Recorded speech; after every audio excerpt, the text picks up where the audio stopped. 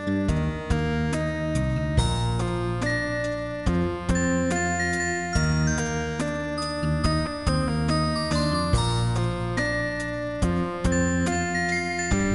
Students, এরপর আমরা যেটি আলোচনা করব সেটি হচ্ছে ফেনল প্রস্তুতি।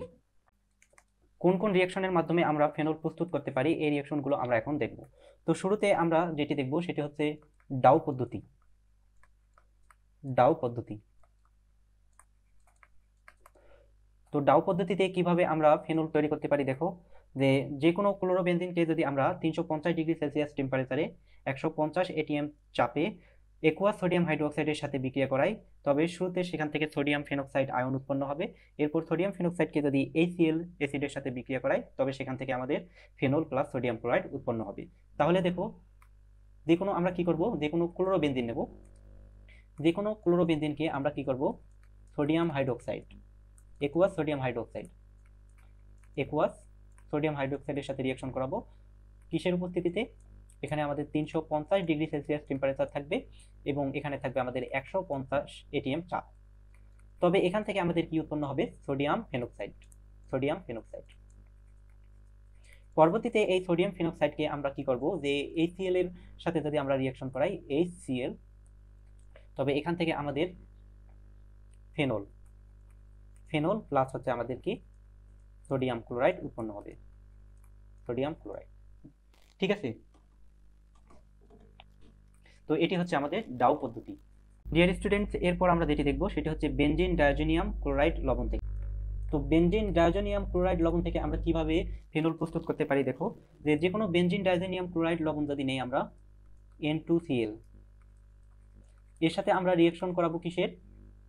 পানির রিঅ্যাকশন করাবো H2O।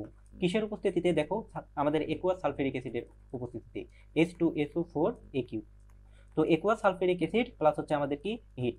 তাহলে দেখো, একুয়াস সালফিউরিক অ্যাসিডের উপস্থিতিতে আমাদের বেনজিন ডাইজেনিয়াম ক্লোরাইডকে যদি উত্তপ্ত পানির সাথে বিক্রিয়া করাই, তবে এখান থেকে আমাদের ফেনল উৎপন্ন হবে। ফেনল প্লাস হচ্ছে আমাদের নাইট্রোজেন গ্যাস প্লাস হচ্ছে HCl উৎপন্ন হবে। তাহলে এভাবে আমরা কি বেনজিন ডাইজেনিয়াম ক্লোরাইড থেকে, ক্লোরাইড লবণ থেকে ফেনল প্রস্তুত করতে পারি। ডিয়ার স্টুডেন্টস, এরপর আমরা যেটি দেখব সেটি হচ্ছে কিউম্যান ফেনল পদ্ধতি। তো কিউম্যান ফেনল পদ্ধতিতে আমরা কিভাবে ফেনল প্রস্তুত করতে পারি দেখো, যে শুরুতে আমরা বেনজিনকে আমাদের প্রোপিনের সাথে আমরা রিঅ্যাকশন করাবো। যদি বেনজিনকে আমরা প্রোপিনের সাথে রিঅ্যাকশন করাই, তাহলে আইসোপ্রোপাইল বেনজিন উৎপন্ন হবে বা কিউমিন উৎপন্ন হবে।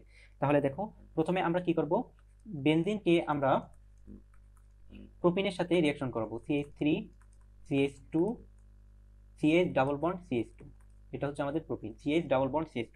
তাহলে এর সাথে রিঅ্যাকশন করাবো এবং এখানে আমাদের 350 ডিগ্রি সেলসিয়াস টেম্পারেচার থাকবে, 350 ডিগ্রি সেলসিয়াস টেম্পারেচার, আর H3PO4 ফসফরিক অ্যাসিড, এবং এখানে আমাদের 30 এটিএম চাপ থাকবে, ঠিক আছে। তো এখান থেকে আমাদের আইসোপ্রোপাইল বেনজিন উৎপন্ন হবে। তো আইসোপ্রোপাইল বেনজিনটা হচ্ছে কি এরকম CH3C বন্ড CH3, এখানে H। তো এটি হচ্ছে আমাদের আইসোপ্রোপাইল বেনজিন, বা এর নাম হচ্ছে আমাদের কিউমিন।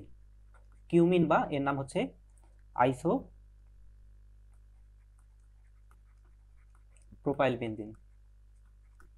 এরপর দেখো, এই আইসোপ্রোপাইল বেনজিনকে যদি আমরা কি করি, যে অক্সিজেনের সাথে আমরা জারণ করি, এবং এখানে আমাদের কার্বন মনোক্সাইড থাকবে আর 130 ডিগ্রি সেলসিয়াস টেম্পারেচার থাকবে। কার্বন মনোক্সাইড এবং 130 ডিগ্রি সেলসিয়াস টেম্পারেচারে আমরা যদি রিঅ্যাকশন করাই, তবে এখান থেকে আমাদের কিউমিন হাইড্রোপারক্সাইড উৎপন্ন হবে। তো কিউমিন হাইড্রোপারক্সাইডের সংকেত হচ্ছে এরকম CH3C CH3 OOH, আর এখানে হবে আমাদের বেনজিন। এটি হচ্ছে আমাদের কিউমিন হাইড্রোপারক্সাইড। কিউমিন হাইড্রোপারক্সাইড। এরপর এই কিউমিন হাইড্রোপারক্সাইডকে আমরা কি করব, যদি আমরা অম্লীয় দ্রবণে H2O, অম্লীয় দ্রবণে আমরা সালফিউরিক অ্যাসিড দ্বারা উত্তপ্ত করি, H2SO4 দ্বারা আমরা কি করি, উত্তপ্ত করি, তবে এখান থেকে আমাদের ফেনল প্লাস একটা কিটোন উৎপন্ন হবে OH। ফেনল প্লাস হচ্ছে আমাদের কিটোন উৎপন্ন হবে CH3CO CH3, ঠিক আছে, CH3CO CH3 কিটোন উৎপন্ন হবে। তো এটি হচ্ছে আমাদের কিউম্যান ফেনল পদ্ধতি।